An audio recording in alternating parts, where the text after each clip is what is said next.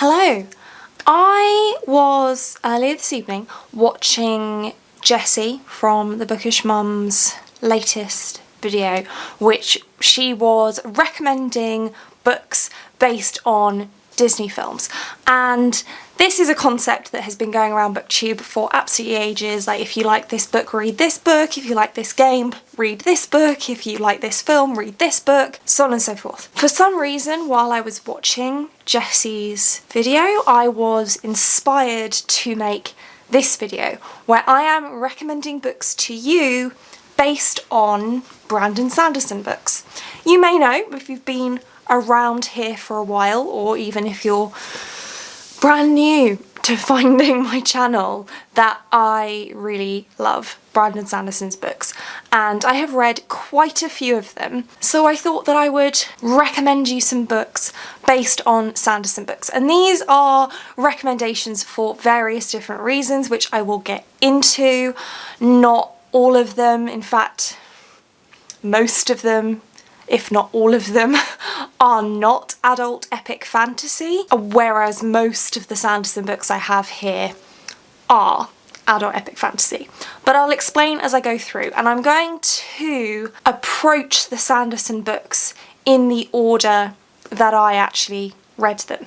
So the very first Sanderson series, or book and series, that I ever read was the Mistborn trilogy, Mistborn Era 1. Mistborn is known for having a magic system that is very based on rules. It is clearly a hard magic system. The rules are very clearly defined, and whilst there's still plenty to learn about the magic system and how it works throughout this series, it's still got its very clear rules, very clear guidelines. You can do this, you can't do that. And I personally really enjoy that about this book. In fact, it's one of my favourite things about this series. And another series that has a very similar thing is the Founders trilogy by Robert Jackson Bennett. So this book, Foundryside, is the first book in that trilogy. And there are also some other parallels between these two. So one of the main characters in here is Vin, who is essentially a street urchin, and then she joins a crew and starts to discover what it's really like to have friends and people that you can rely upon. In here we follow Sanchia, who is a thief, and she's slightly more self-assured right from the beginning than Vin is, but she does still have a lot to learn about relationships with other people, and she really discovers that through this. I can't really say through this trilogy because we've only got the first two books, but I think that there's a good comparison there between Vin and Sanchia. What makes the magic system of this one comparable is the way that it sticks to rules, and there's still plenty to learn about the magic system, but there are things that you can do and things that you can't do, and everything that we discover remains within those parameters. In this book, the magic system is called scriving, and it gets described like coding quite a lot, and I think that's a fairly good comparison. So in this world, you can write on objects in the language of the scribes and get the objects to behave in a way that is different than the norm. So for example, you could make a piece of wood behave like a piece of concrete, i.e. have the strength of a piece of concrete, which of course is helpful for things like construction because concrete is more expensive than wood, and so on and so forth. So very clear rules and parameters for this magic system, just like with the magic systems in the Mistborn trilogy. So if you like this one, I think that you should give this one a go. I think you'll really enjoy it. After reading the Mistborn trilogy Era 1, I then moved on to reading Warbreaker. This one I am going to recommend Raybearer by Jordan Ifweko. There's a number of reasons for that. Firstly, and this is a very surface level reason, but I need to point it out, the magic system in this story is based on colours, and this is a very colourful cover. Nothing more complicated than that. That's number one. That's got nothing to do with the actual stories. there are reasons within the storylines as to why this is my recommendation. So in this book, we follow two sisters predominantly. There is a third character, but that third character isn't really relevant for the purposes of this comparison. So one sister goes off to marry the God King in an arranged marriage and gets embroiled in lots of politics and that kind of thing, and there's a little bit of mystery to work out, etc. And the other sister is trying to rescue the first sister. In this story, we follow Tarasai, who has grown up very much feeling like she's on her own. Her parents are not in her life really at all. She sees her mother very, very occasionally, and she is pretty much allowed to do whatever she wants, but she doesn't have any kind of permanent relationships because she has this revolving door of nurses and nannies and things like that. This is slightly similar to Siri from Warbreaker, who is the youngest child and therefore has absolutely no expectations on her, and so is allowed to do basically whatever she wants and doesn't really have a whole lot to do with her father. So although he is in her life and they live together, he's a king and he's very much caught up, particularly with the other sister in this story, Vivenna. Then Tarasai ends up going to the palace, I guess, if we call it that, to attempt to become one of the ray bearers of the future emperor, i.e. part of his circle of 11. I got the "ven" right. It was 11, not 7. 11 people within his inner circle, the closest to him as possible. And there's a lot more going on that I'm not going to tell you about right now because of spoilers, but there are some parallels, I think, in what is going on in these two stories in terms of the mysterious elements. Not that they follow the same plot line at all, but I definitely get a similar vibe in these two as to what the characters are having to try to go through and figure out. From there, I started my journey with the Stormlight Archive. First book, The Way of Kings, and this book may well just be my favourite Sanderson book. I really need to read Rhythm of War again before I can decide between that one and this one, but as of right now, this one is my favourite.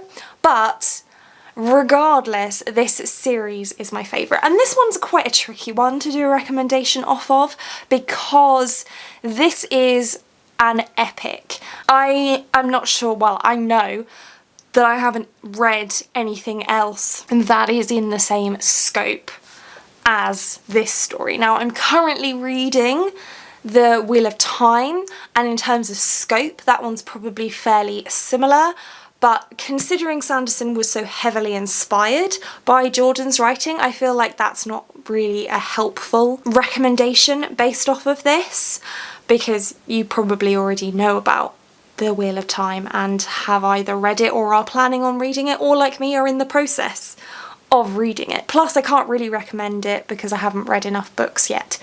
Anyway, that's not the point. So this one was a little bit of a challenge, but I do have a couple of slightly different recommendations, I think, but ones that for me work. So the first, I'm not going to bother telling you what this is about. You know, that's not really, if you're here you already know what these Sanderson books are about. My first recommendation is going to be Jonathan Strange and Mr. Norrell by Susanna Clarke. Now this book, I'm going to put this down because it's really heavy. This book is a historical fiction fantasy that follows these two titular characters, both of whom are magicians in 1800s Napoleonic War England, where magic is no longer practiced. There are lots of theoretical magicians, but no practical magicians, until Jonathan Strange and Mr. Norrell, who are both practical magicians, and they have very different personalities, they have very different lives, they have very different perspectives on magic. So the first thing is we do have a kind of dual perspective here. In here, it's kind of a triple perspective, I guess. Well, more than that, because there are the interludes as well, but there are 3 main perspectives in here and 2 main perspectives in here. And the perspectives in here are very different. They're in very different places, at least mentally, and I think that that very much holds true for the characters in here. They have very different ideals a lot of the time. That can sometimes be the case here as well. Certainly in later books that comes much more into play. There is some conflict in here. Clearly there's conflict in this one, and also there's magic in both. This one, though, is a very, very soft magic system. So that would be my one caveat, is, you know, you have got a hard magic system that we're just starting to learn about in this series, really. Whereas in this one, it's you know, they can just do stuff. And that's the way it goes. So this isn't necessarily a recommendation if you want a hard magic system. For that, I would recommend Foundry Side, as I already mentioned. But I feel like even though magic is a big part of this one, it's not as big a part of this one as some of the other themes and so on. There are themes of grief and depression in here, which parallel quite nicely, I think, with the Stormlight Archive.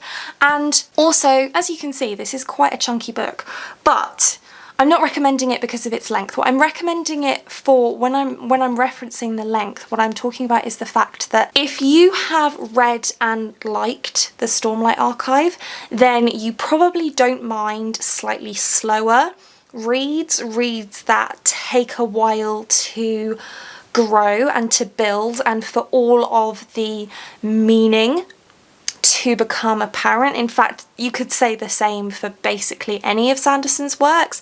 You're just scratching the surface at the beginning. It's not until you get much later into the book or into the series that things start to manifest themselves. And the same is true for this. A lot of people say that this is slow and boring to start with.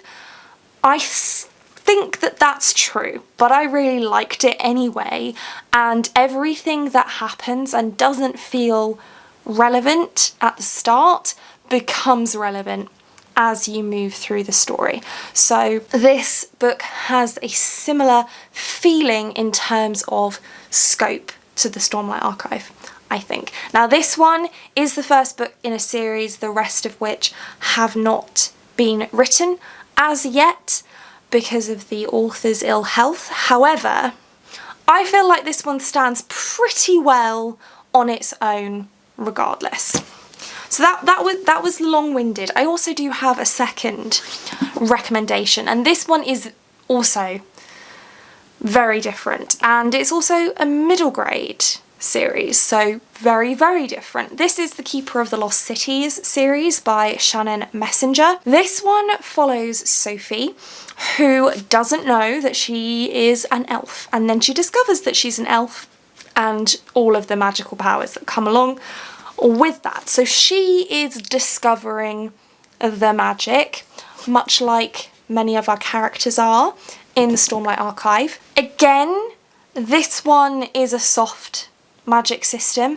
It's slightly more rule-based, I'd say, than this one, but it's still, you know, nowhere near in terms of how rigid Sanderson is with his rules and that kind of things in his magic systems. This is not really that. There are limits to what the characters can do, unlike, I would say, in this one. In this one, you kind of just have to go with, they can basically do whatever they want. In this, there are limits to what they can do, but it's not heavily explained, which is understandable because this is a middle grade. But there is so much going on in this trilogy. There's so much to link together. Now, it's not going to be as complicated to link together as the Stormlight Archive, because again, middle grade. However, it does have that thing where there are just so many threads that are intermingled and so many things to try and keep track of that it's so easy to miss obvious little things as you're working through and then get to a point and go, oh, of course, I completely forgot about that. So for that reason, I think that this series is a really good one. Also, plus side, there are currently 8 books and a novella. Like a novella? Is that what I mean?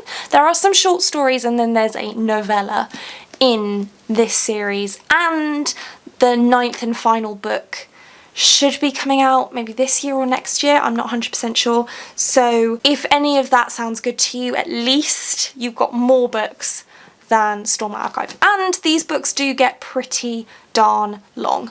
Not Stormlight Archive long, and they are middle grade, so they're typed bigger. But still, there's a lot of material there. Once I had finished reading the Stormlight Archive, I went to Elantris, and this one I have a couple of recommendations for slightly different reasons here. So the first one, if you liked the slightly zombie-ish type elements in Elantris and you want to lean into that, you want to lean into the body horror elements. This is not a body horror book, but you know what I'm saying if you've read it. There's some grotesqueness going on, but it's not kind of really delved into on page. If you wish that it had been, and you liked the mysterious elements that were happening in Elantris but wanted a little bit more of that gore, then I would suggest Wilder Girls by Rory Power. This one follows a group of girls who are attending a girls' boarding school when some kind of disease, virus, something strikes them such that they suffer a particular injury, and each person's injury is slightly different and manifests in a different way, but it's kind of gory, it's a little gross in places, it's still not full body horror, but I feel like if you wanted Sanderson to just go that little bit further with the grossness, this is going to get you there. However, if you liked the mysteries of Elantris, the city, and you wanted Sanderson to lean even more heavily into what's going on with the city, what happened to it, why is it now all decrepit, if you want to lean into that a little bit more, then I would suggest Piranesi by Susanna Clarke. Yes, I have another Susanna Clarke here on this list. These are both of her books. Apparently, I like her writing too. Piranesi is about a character named Piranesi who lives in a house, capital H, and this house is unlike any other house. There are animals living in here, there's a sea, he's on his own, it's very mysterious, and then he starts finding messages being left for him by a mysterious other person. The only other person he's aware of is someone who visits him occasionally, named the Other, and that's not the person leaving these messages. So where are they coming from? What is this house? What is happening? That's what this story is about. It's very literary. You know, Sanderson's writing style is very straightforward. I mean, exactly the same thing with this. If you're looking for something with a similarly simple, straightforward writing style, then Susanna Clarke is not going to be the author for you. She's a much more, not quite purple, but getting towards purple prose type author. But I feel like if you were enamoured with the city of Elantris, then you will like the house in Piranesi. Then I very briefly read only the first 2 volumes of White Sand, and I wasn't going to include a recommendation for this one because I feel like it's quite difficult and I only read them the once and I don't remember them all that well. However, there is kind of a war going on, there is magic going on, there are mysterious elements, and so I ended up wanting to give a recommendation for this, and there are a couple of fairly loose reasons. Again, I read these once like 3 years ago, so not super fresh in my mind, but I am going to go ahead and recommend Nausicaa of the Valley of the Wind by Hayao Miyazaki anyway. First of all, I feel like the art styles are somewhat similar in nature. This one has got a slightly more pencil drawing type effect to it, whereas this one is clearly more in the anime style, as you would expect from Hayao Miyazaki. This is also an anime film, so you know, if you don't want to read the manga, then you can go ahead and watch the film instead, I guess. Clearly, these are both similar forms of media. This is a comic, this is a manga, you know. And in this, the world has been heavily polluted, so there's a lot of issues with toxicity, you know, none of the plant life and animal life in the forests is particularly healthy to humans, and so there is war over the land that is still habitable, and there's also a search for an artifact and various things going on. So like I said, quite a loose recommendation here, but I didn't want to leave it out. So I really like Nausicaa. I'd say watch the film, and then if you like the film, then you might want to pick up the manga at some point. I think they came out around the same time anyway, so it's not, you know, and they're both written by Hayao Miyazaki. Anyway, so that's that one. From there, I read Mistborn Era 2. And again, I have a couple of recommendations on this one that are slightly different. So if you like the tone in this era of Mistborn, there is quite a significant tonal shift between Era 1 and Era 2. And if you like that slightly comedic, sarcastic type humour that exists, particularly from Wayne in this trilogy so far, due to be a quartet, then I would recommend the Queen's Thief series by Megan Wallen Turner. In this one, you follow Jen, who, as the title would suggest, is a thief, and he is quite funny. He's got a very dry, sarcastic sense of humour that just kind of trickles through. If I'm being honest, I feel like Megan Wallen Turner does much better with the comedy elements in this series than Sanderson does in this series. But humour is very subjective.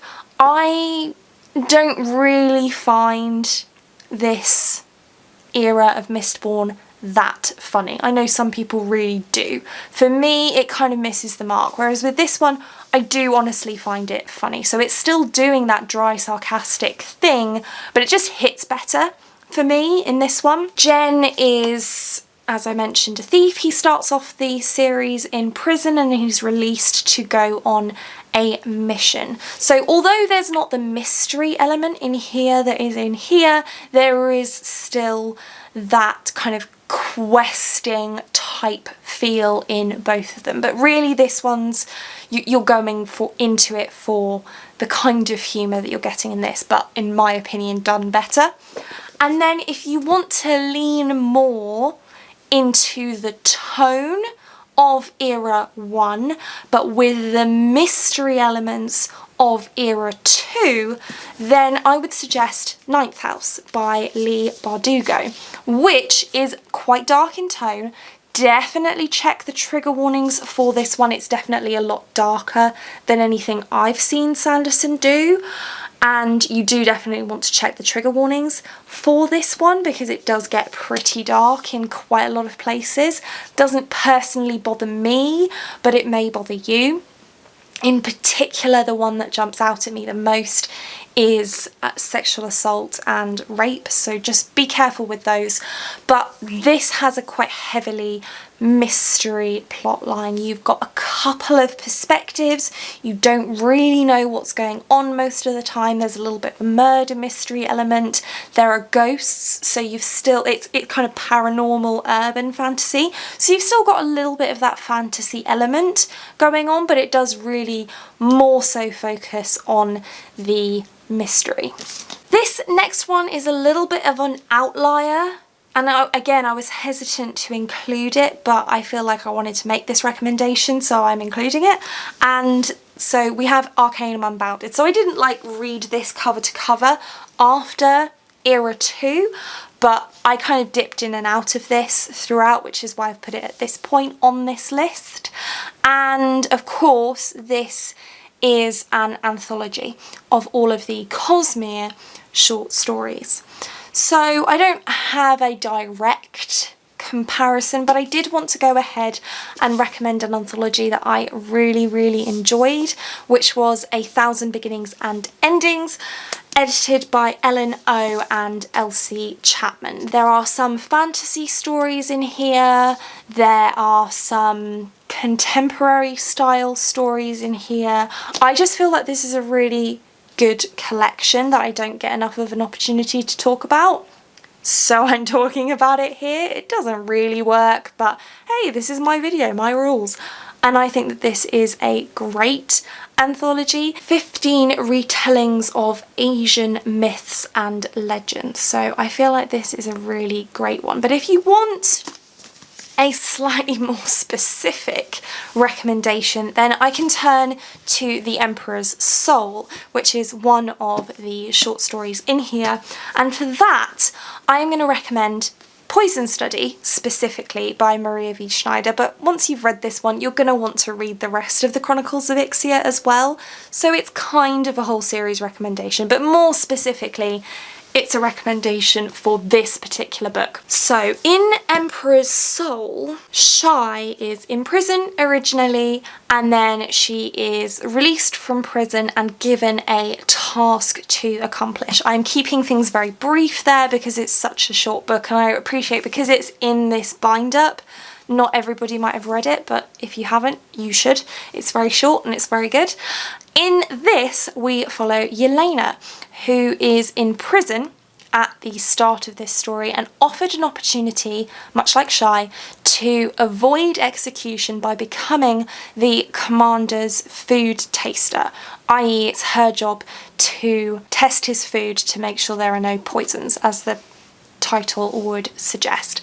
Now, there are also lots of other reasons why I feel like this book is a fantastic recommendation based on Emperor's Soul, because of some of the plot things that happen later on in both this book and in Emperor's Soul. So I can't talk about them, but there are some similarities in terms of what happens with the magic and what happens with the plot. So I do think that this one is a great option if you liked Emperor's Soul and you wanted more of that kind of storyline. Clearly this is a much longer book, so you'll get that from this, and you've got a whole 9-book series to enjoy, plus some novellas if you end up enjoying it, which I strongly think that you will, because everybody that I've recommended this book to and has read it has loved it. So just saying. Next up, we have a non-Cosmere book. Yes, finally we're into the non-Cosmere. It just so happened that I read everything in the Cosmere first, and then I read the stuff that wasn't. I haven't read everything that wasn't. I'll get there eventually. The next one is Skyward. So this is Brandon Sanderson's YA science fiction story, and it follows Spencer, who is a somewhat unlikable and prickly character, and she is kind of outcast within her community. In The Sound of Stars by Alicia Dow, our protagonist Ellie is not really shunned by the society of humans that she lives in, but she lives on Earth after it has been colonised by aliens, and they are very much oppressing and ostracising her. Also, she's a little bit of a rule breaker, much like Spencer, because she is running an illegal library. Books, art, music, etc. are not allowed on Earth anymore. Aliens have got rid of all of that, but Ellie loves to read, and so she has rescued some books, and within the human community she smuggles them around so that people can borrow them and read them, basically. And one of her books goes missing, and she is convinced that she's about to get caught. And the other perspective that we follow is an alien, a lab-grown alien, and he shouldn't love anything to do with the arts either, but he loves music. And they end up teaming up to kind of take on this alien race that is oppressing Earth. In this, the well, not the Earth because they're not on Earth, but the planet that the humans live on is being attacked by the Krell, by aliens. So there are some parallels here. This is an Earth-based science fiction. This is not, although it's kind of Earth 2.0 based, I guess. There's no spaceships and things. Well, there are, but not that the humans are using in this one, unlike in this one. So it's not a direct parallel, but I feel like a lot of the themes are quite similar, and frankly, I just think that this is fantastic and doesn't get enough hype, or really any hype. I don't ever see anyone talking about this, and it deserves it. It's fantastic. So, you know, even if you didn't like Skyward, or even if you're like, I'm just here for the fantasy recommendations, read this anyway. It's amazing. And then finally, my most recent new read by Sanderson. Did that sentence make sense? I'm not sure. I've been filming for a long time at this point. The Rhythmatist. This one is middle grade, I think. If it's not middle grade, it's the younger end of young adult. I don't really know which section this gets shelved in. I think usually YA, sometimes middle grade. I don't really know. I have a couple of middle grade / YA recommendations for this one as well. What I'm really drawing on here are the mystery elements of this plot. So there is magic as well, so I'm drawing on that too. So my first recommendation for this is Amari and the Night Brothers by B.B. Alston. So both of these take place in a magical school. In this one, our protagonist is kind of outcast from the section of the school that he wishes he were a part of, because he doesn't have magic and he wishes that he does. Whereas in this, Amari has a kind of magic that is not acceptable to the rest of the magical society that she's dealing with. So they deal with similar struggles, but in different ways.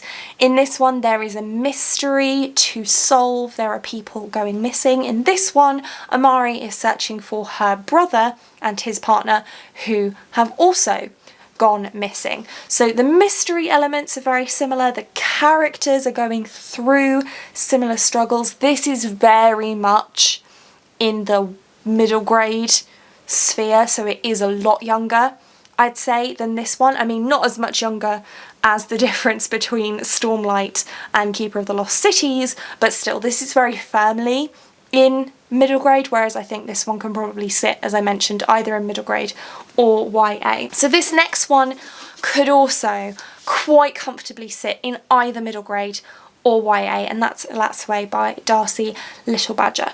Again, mystery elements in both of these. This time, Elatsway, or Ellie, is... oh, another Ellie. We have two Ellies. In this one, Ellie is investigating the death of her cousin in mysterious circumstances, or at least she thinks so. The police don't necessarily agree. And so again, we have those parallels in terms of the mystery elements between these two stories. In this one as well, Ellie is Lipanipachi, I think. Yeah, Lipanipachi. So she has access to kind of ghost magic. So she's kind of, it's the opposite of Joel's situation, the rhythmatist. So in Joel's situation, he's the one without magic, and that makes him the strange one in the circles that he's running in. Whereas in this one, Ellie has magic, and that's different. But in this world, kind of magic is fine, it's accepted, it's, you know, whatever. But she is a magic user when the majority of people around her are not. So this one I'm mostly comparing because of the mystery elements, but it's slightly closer in age range than Amari and the Night Brothers. So that was a mammoth video. I really hope that these recommendations make sense. They make sense in my head, but whether or not I've been able to translate my feelings into words, I don't know. If you have read any of these recommendations, let me know if you see what I'm saying. If you are tempted to read any of these now, please let me know that as well. I love recommending books to people, and I love it even more when the people actually then want to read those books, so I'd love to hear that from you. Don't forget to check out Ponderful Books in the description if you would like a personalised book recommendation just for you. And that's it for this one. Thank you so much for watching. If you like this video and want to see more like this from me, then do think about hitting that subscribe button, and I hope to see you here again soon. Thanks! Bye!